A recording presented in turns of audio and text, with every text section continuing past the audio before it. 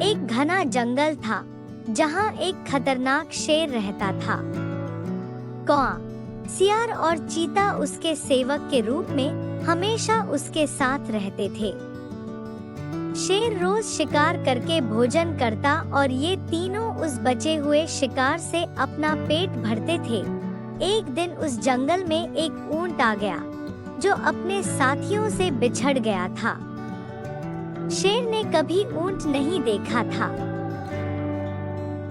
कौवे ने शेर को बताया कि यह ऊंट है और यह जंगल में नहीं रहता।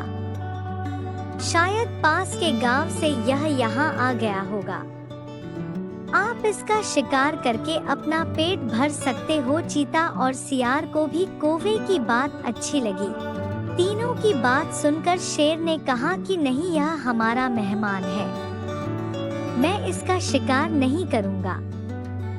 शेर ऊंट के पास गया और ऊंट ने उसे सारी बात बताई कि वो किस प्रकार अपने साथियों से बिछड़कर जंगल में पहुंचा। शेर को उस कमजोर ऊंट पर दया आई और उससे कहा कि आप हमारे मेहमान हैं, आप इस जंगल में ही रहेंगे। कौआ, चीता और सियार इस बात को सुनकर मन ही मन ऊंट को कोसने लगे। सियार ने पूछा कि महाराज, अगर वो स्वयं आपके सामने खुद को समर्पित कर दे तो? शेर ने कहा, तब तो मैं उसे खा सकता हूँ।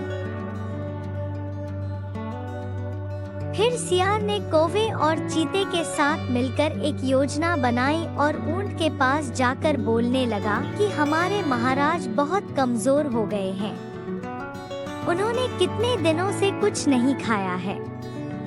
अगर महाराज हमें भी खाना चाहें, तो मैं खुद को उनके सामने समर्पित कर दूंगा।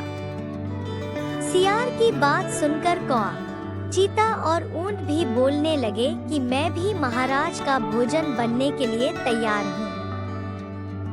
चारों शेर के पास गए और सबसे पहले कौवे ने कहा कि महाराज, आप मुझे अपना भोजन बना लीजिए। सियार बोला कि तुम बहुत छोटे हो, तुम भोजन क्या नाश्ते के लिए भी ठीक नहीं हो।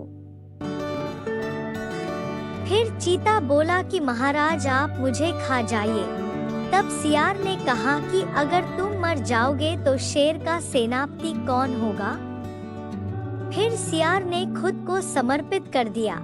तब कौआ और चीता बोले कि तुम्हारे बाद महाराज का सलाहकार कौन बनेगा?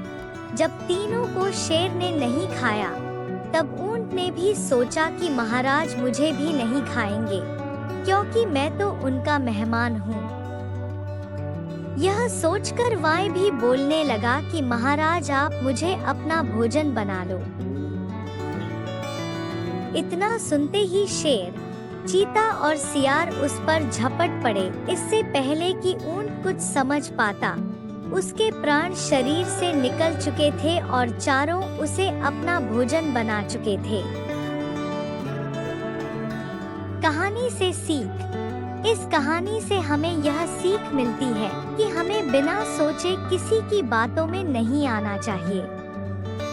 साथ ही चालाक व धूर्त लोगों की मीठी मीठी बातों पर कभी भरोसा नहीं करना चाहिए।